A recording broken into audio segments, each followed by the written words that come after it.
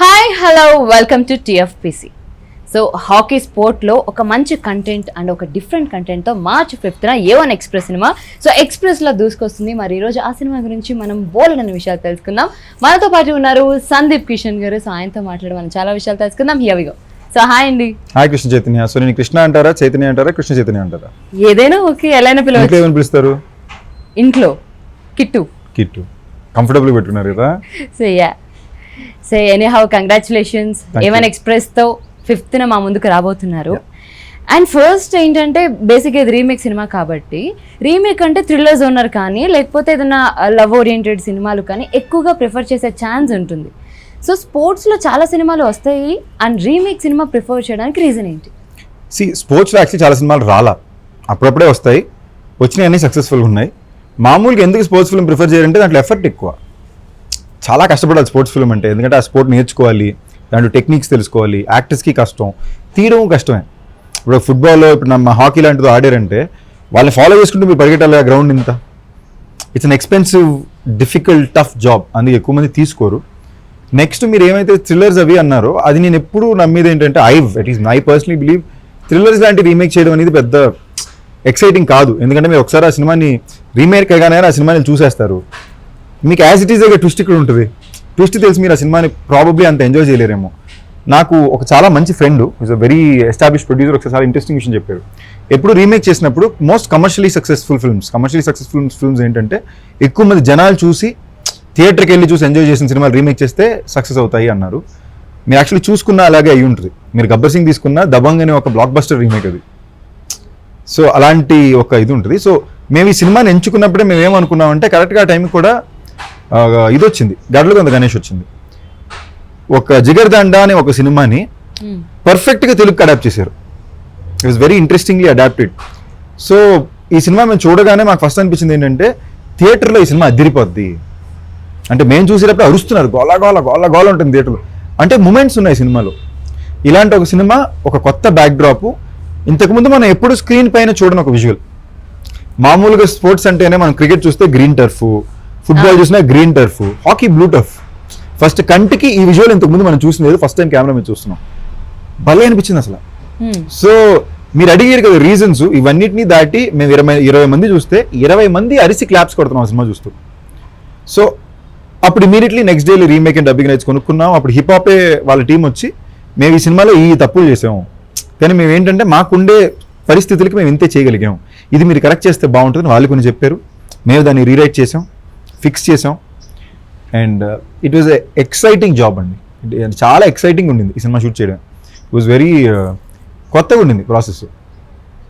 So అంటే వాళ్ళు చెప్పిన మిస్టేక్స్ని కరెక్ట్గా మళ్ళీ మనం ఫైండ్ అవుట్ చేసి చేయడం అంటే దానికి మళ్ళీ కొన్ని పాయింట్స్ యాడ్ చేస్తుండాలి అని, కొన్ని పాయింట్స్ని మార్చాలి అని తెలుగు ఆడియన్స్కి తగ్గట్టు. సో అలా ఏమైనా పెద్ద చేంజెస్ ఏమైనా జరిగాయా? పెద్ద చేంజెస్ అంటే మీకు ఫస్ట్ హాఫ్లో ఇంచుమించు ఒక 50% సినిమా వేరే అండి. ఆ సినిమాలో 50% ఫిల్మ్ ఎక్స్ట్రాడినరీ మూమెంట్స్ని పెట్టుకుని. ఎప్పుడు రీమేక్ అంటే ఫ్రేమ్ టు ఫ్రేమ్ చేయకూడదండి. అది ఓవర్ టైం మనం నేర్చుకుంటాం. నేను ఓవర్ టైం నేర్చుకున్నా, మా వాళ్ళందరూ కూడా ఓవర్ టైం నేర్చుకున్నారు. ఒక రీమేక్ని మనం ఫ్రేమ్ టు ఫ్రేమ్ చేస్తే అది ఎప్పుడు కూడా దాంట్లో ఒక మ్యాజిక్, ఒక సోల్ ఉంటుంది. ఆ సోల్ని క్యాప్చర్ చేయడం చాలా ఇంపార్టెంట్. సో మేము ఒక టీమ్గా ఈ సినిమాకి ఎక్కువ పోరాడింది ఆ సోల్ని క్యాప్చర్ చేయడానికే. అండ్ ఒక స్పోర్ట్స్ ఫిల్మ్ కాబట్టి మీకు మ్యాక్సిమం మూమెంట్ గేమ్లోనే ఉంటుంది. చాలా సింపుల్గా చెప్పాలంటే ఇటు 11 మంది ఒక బాల్ నీ గోల్ నుంచి గోల్లో కొట్టాలన్నప్పుడు ఆటోమేటిక్లీ మీకు ఇంతమంది దాటి వెళ్ళి గోల్ కొట్టాలన్నప్పుడు ఎంత డ్రామా ఉంటుంది దాంట్లో కదా. దాన్ని మీరు సినిమాటిక్ ఎంత బాగా చూపించవచ్చు. ఏ స్పోర్ట్ అన్నా మినిమం 2 గంటలు ఉంటుంది, గంటన్నర. ఇప్పుడు 45 మినిట్స్. లేదా మీరు క్రికెట్ అంటే 20 ఓవర్స్ మ్యాచ్, గంట మన సినిమాలోనే 20 నిమిషాల్లోనో అరగంటలోనో చెప్పాలి. సో బెస్ట్ మూమెంట్స్ని పికప్ చేసుకుని సినిమాలో ఎంత బాగా చెప్పగలం సౌండ్తో అనేదే ఒక మ్యాజిక్. అది సినిమాలో బాగా వచ్చింది అని నమ్ముతున్నాను. ఓకే. అండ్ లైక్ ఈ స్టోరీ పిక్ చేసుకున్నప్పుడు స్పోర్ట్స్ అంటేనే దెబ్బలు తగులుతుంటాయి. కొంచెం స్పోర్ట్స్ చేయాలంటే కొంచెం వెల్ ప్రిపేర్డ్గా మన బాడీ లాంగ్వేజ్ని మార్చుకొని మళ్ళీ మనం స్పోర్ట్స్కి తగ్గట్టు చేంజ్ అవ్వాలి. And at the same time hockey అంటే మీరు ఈ సినిమాకి నేర్చుకున్నారు. సో ఈ సినిమాకి నేర్చుకున్నారు అంటే ఫస్ట్ మీకు అది కొంచెం టఫ్ ఉంటుందేమో, ఇప్పుడు నేను నేర్చుకొని మళ్ళీ నాకు దెబ్బలు తాకి మళ్ళీ నేను షూట్ చేసి అని అనిపించింది. యాక్చువల్లీ ఫస్ట్ స్పోర్ట్స్ ఫిల్మ్ చేయాలని డిసైడ్ అయ్యి మేము స్క్రిప్ట్స్ ఎత్తుకుంటే ఫస్ట్ హాకీ కన్నా ఫస్ట్ బాక్సింగ్ ఫిల్మ్ అనుకున్నాం.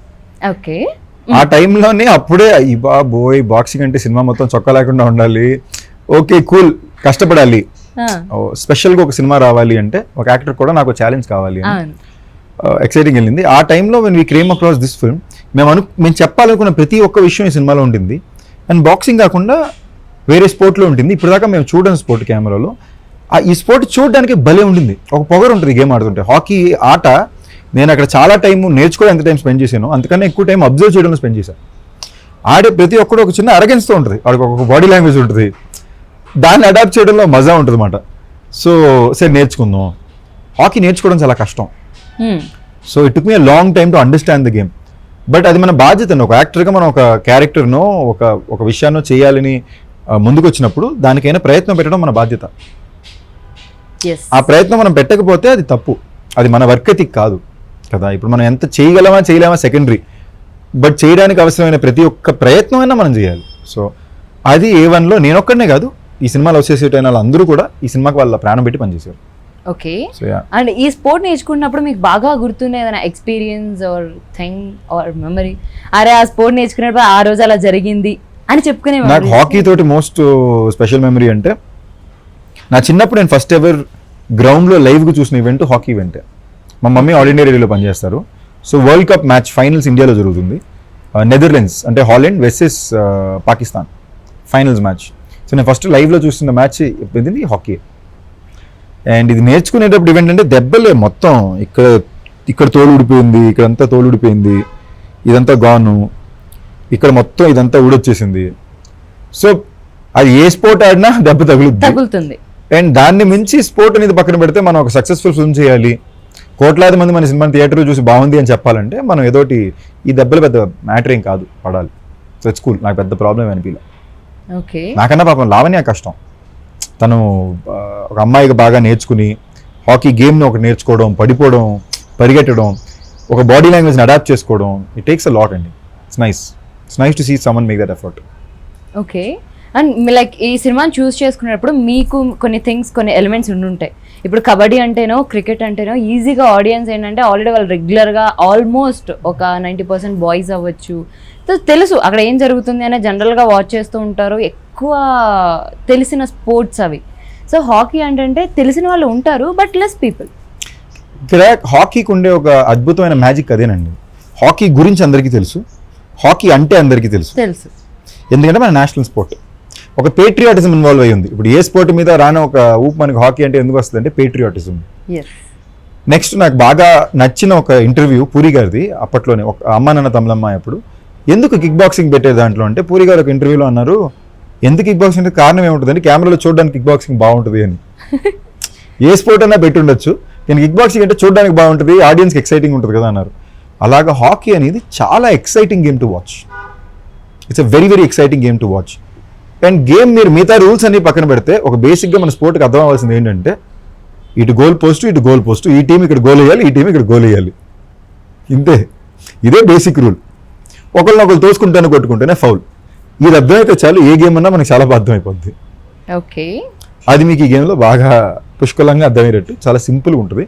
కానీ విజువల్గాను ఒక ఆడిటోరియంలో, ఒక గ్రౌండ్లో ఉండే ఫీలింగ్ మీకు ఈ సినిమా ఇస్తుంది. సూపర్. అండ్ ఇన్ని సినిమాల్లో లైక్ ఇప్పుడు మీకంటూ ఒక సపరేట్ వే ఉంటుంది, అంటే ఇప్పుడు కంటిన్యూటీ షార్ట్స్ అవ్వచ్చు, లేకపోతే అంటే ఒక్కొక్కళ్ళు ఒక్కొక్కటి వాళ్ళు పర్సనల్గా ఫాలో అవుతూ ఉంటారు. సో ఇప్పుడు కంటిన్యూటీ షార్ట్స్ కానీ లేకపోతే కంటిన్యూటీ ఫ్రేమ్స్ ఏమైనా ఉన్నా కూడా సో ఆ ఎమోషన్స్ని క్యారీ చేయడం అవ్వచ్చు, సో ఆ ఫీల్ని క్యారీ చేయడం అవ్వచ్చు. సో అలా మీరు ఫాలో అయ్యే వే ఏంటి?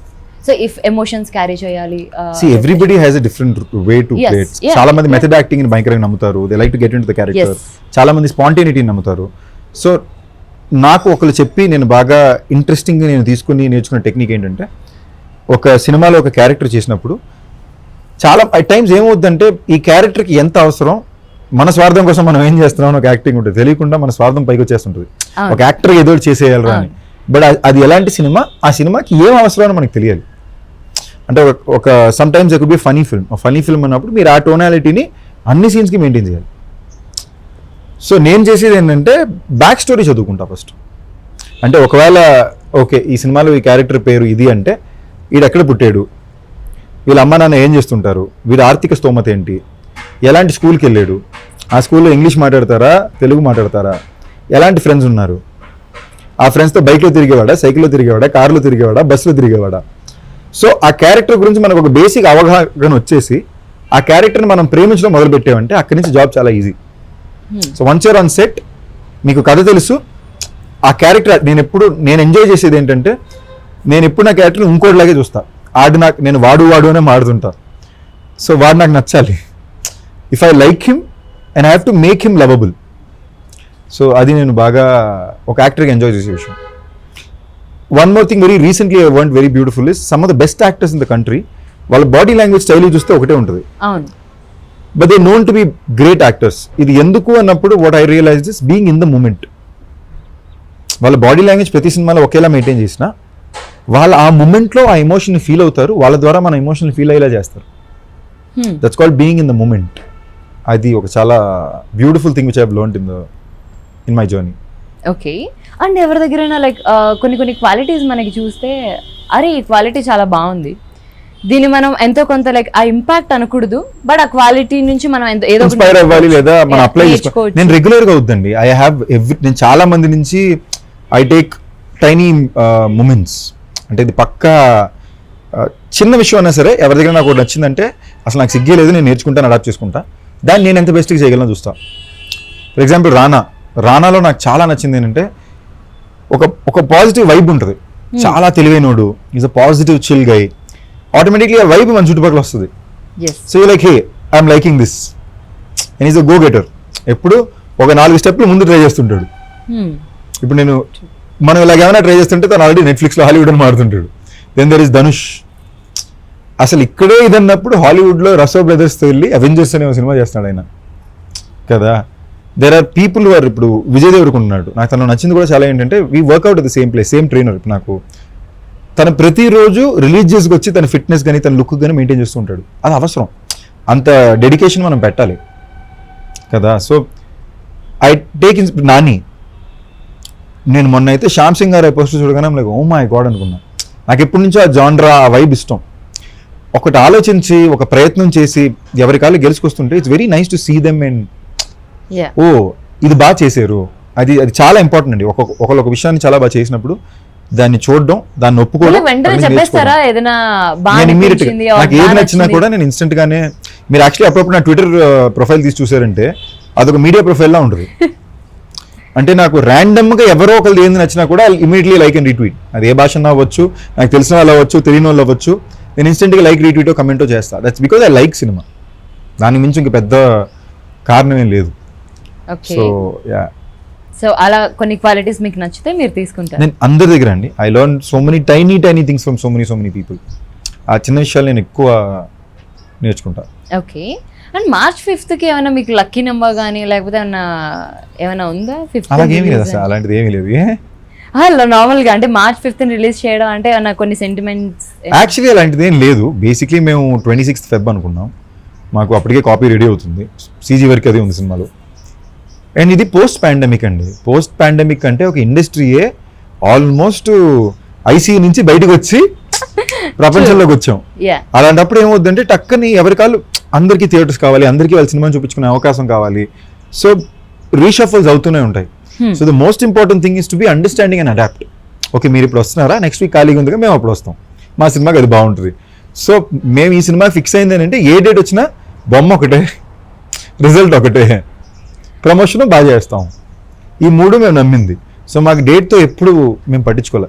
మేము అనుకున్న బెస్ట్ సినిమా రెడీ అయ్యి ఆ సినిమాని మేము బయట పెడితే చాలు అనే ఒక్క ఉద్దేశం ప్రయత్నం మాత్రమే మాకు ఉండింది.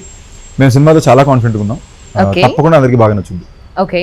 అండ్ సినిమాలో కొన్ని ఎలిమెంట్స్ కొంచెం జాగ్రత్తగా చూసి చెయ్యాలి అని కొన్ని థింగ్స్ ఉంటాయి. సో సమ్వాట్ సీజేఓ లేకపోతే పోస్ట్ ప్రొడక్షన్ వర్క్ లోనో కొంచెం ఈ సినిమాకి దీని మీద కొంచెం ఎక్కువ ఫోకస్ పెట్టు ఆర్ కొంచెం కేర్ఫుల్ గా దీన్ని మనం చెయ్యాలి అని. సో అలా ఈ సినిమాకి ఏదైనా కొంచెం కేర్ఫుల్ గా. ఈ సినిమాలో ప్రతి విషయాన్ని అలాగే చేసాం. నేను ఊరికి కూడా చెప్పట్లా, ఒక్క ఫ్రేమ్ కూడా ఒకే ఒక షాట్ కూడా మాకు నచ్చలేదంటే మేము మళ్ళీ తీసాం. So I'm not even exaggerating.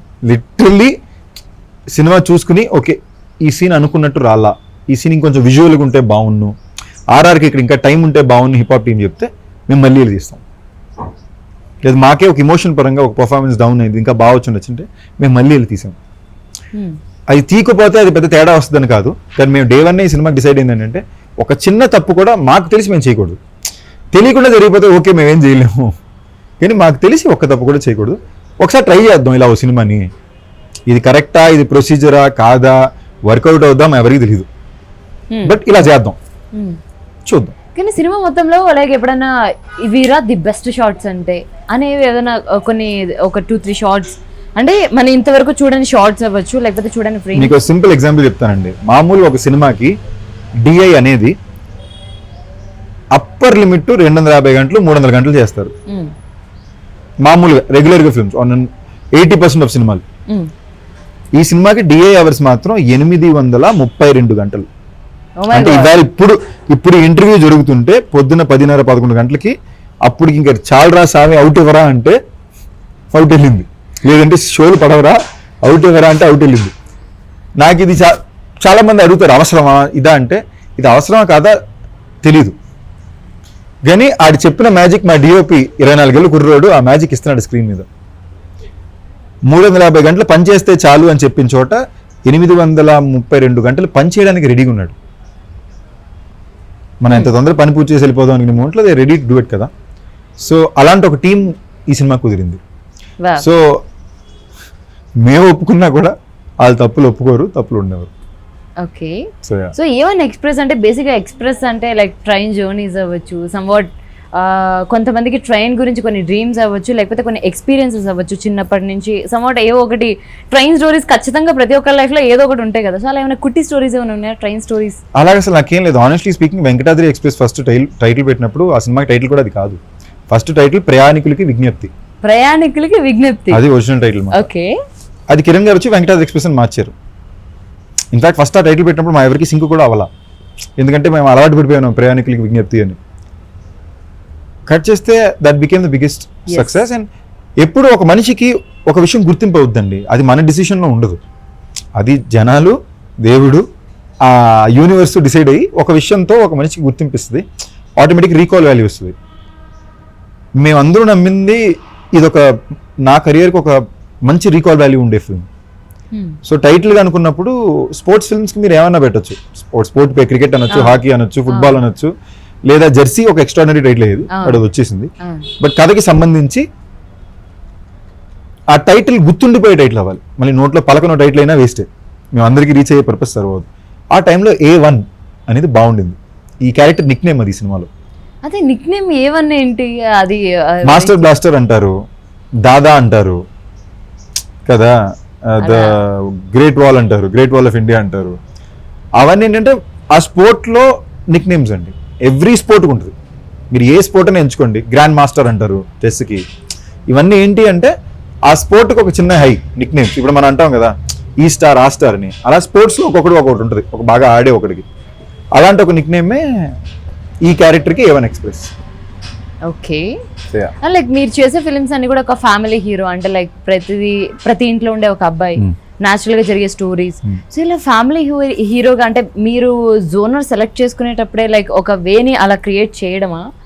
అంటే లైక్ ప్రతి ఇంట్లో ఉండే ఒక న్యాచురల్ ఒక అబ్బాయి ఈ క్యారెక్టరైజేషన్ తో మూవ్ ఆన్ అయ్యాలి. ఆనెస్ట్లీ ఇనిషియల్ ఫేజెస్లో అంత ప్లాన్ చేయాల, కథ బాగుంది ఇలా చేయాలి, నాకేదో ఎక్సైటింగ్ ఏందో చేసా. చాలా మంచి జరిగింది, చాలా తప్పులు జరిగినాయి. రౌండ్ 2లో ఇప్పుడు ఏమైతే ఈ ఫేస్ అయితే నేను ఏమైతే చూస్తున్నానో నా ఫేస్ని, నాకేమైతే స్ట్రెంగ్స్ అని నాకు జనాలు చెప్పారు అవి ఉంచుకుంటూ కొత్తగా నేనేం చేయగలను.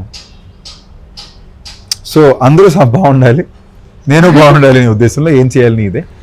అండ్ మీరు చెప్పినట్టు అది రావడం చాలా కష్టం అండి. ఫ్యామిలీలు చాలా కష్టం. పిల్లలు ఇప్పుడు నేను మొన్న వైజాగ్ షూట్ చేస్తుంటే కూడా ఎక్కడికి వెళ్ళా పిల్లలు ఎంతో మంది వచ్చేసి తెనాలి రామకృష్ణ అని వస్తున్నారు.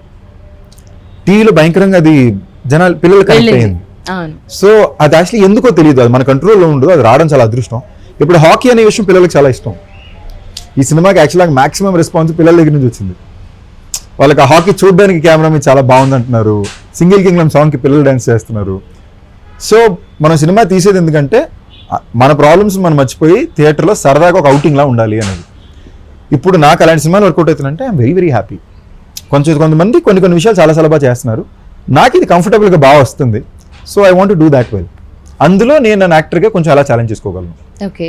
అది నాకు A1 Express. అండ్ చాలా మంది ఏంటంటే నిన్ను వీడని నీడని నేనే సినిమా తర్వాత లైక్ మీరు చూస్ చేసుకునే స్క్రిప్ట్స్ అవ్వచ్చు ఆర్ మీరు చూసే వే అవ్వచ్చు అది మారింది అని అంటున్నారు. నిజంగానే లేకపోతే అనుకోకుండా మీరు చూస్ చేసుకునే స్క్రిప్ట్ అనుకోకుండా ఏం కాదండి. బిఫోర్ నిన్ను వీడని నేనే తీసుకున్న డిసిషన్, కాన్షియస్ డిసిషన్.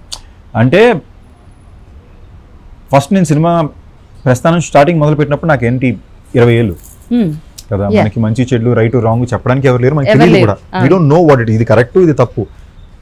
ఇది మొన్న ఎవరో అడుగుతుంటే ఒక మంచి ఎగ్జాంపుల్ ఏమొచ్చిందంటే, మనకి నెక్స్ట్ పూట భోజనం ఎప్పుడుంది అని తెలిసినప్పుడు మనకి దాని మీద ప్రాబ్లం ఉండదు, భోజనం వచ్చేస్తుందని ఉంటుంది. నెక్స్ట్ పూట తిండి ఉందా లేదా అని తెలియనప్పుడు వచ్చిన దాంట్లో బెస్ట్ ఏంటి, ఫస్ట్ ఇప్పుడు ఆకలి తీర్చేసుకుంటే ఆ బలంతో మనం కష్టపడి మనకి ఆ గ్యారెంటీ ఇచ్చుకోవచ్చిన ఒక ఇది వస్తుంది. సో ఈ 10 సంవత్సరాల్లో ప్రాబ్లీ టుడే నేను రేపు మధ్యాహ్నం నాకు మళ్ళీ భోజనం ఉంది, నేను కావాల్సిన వంట చేస్తానని ధైర్యం నాకు ఉంది. సో అప్పుడు ఏంటంటే ఇప్పుడు నేను జాగ్రత్త పడాలి, దాన్ని కరెక్ట్గా చేయాలి. సో నిన్ను వీడని నేను అప్పటికి మేము ఒక టీమ్గా మేము అనుకున్నది కూడా ఏంటంటే, ఓకే మంచి పేరు వచ్చింది, ఇన్ని తప్పులు జరిగినాయి, ఇక్కడి నుంచి ఫస్ట్ మైనస్ నుంచి ప్లస్లోకి రావాలంతే. దానికి ఒక మంచి సినిమా కావాలి, నిన్ను వీడని నేను. దాని తర్వాత మీరు అన్నారు కదా ఇలా ఫ్యామిలీస్ ఎంటర్టైన్మెంట్ పిల్లలు వాళ్ళందరూ చూడదగ్గ సినిమా కావాలి, తెనాలి రామకృష్ణ బిఏబిఎల్. అది మీరే చెప్పిన పిల్లలు అందరూ కూడా వచ్చినా నాకు నిజంగానే చాలా సర్ప్రైజింగ్ ఉంది. అంటే మరి అంత నచ్చుద్ది అనుకోవాలి, ఓ లాయరు పేరు తెనాలి రామకృష్ణ అనేది వాళ్ళకి బాగా కనెక్ట్ అయ్యారు.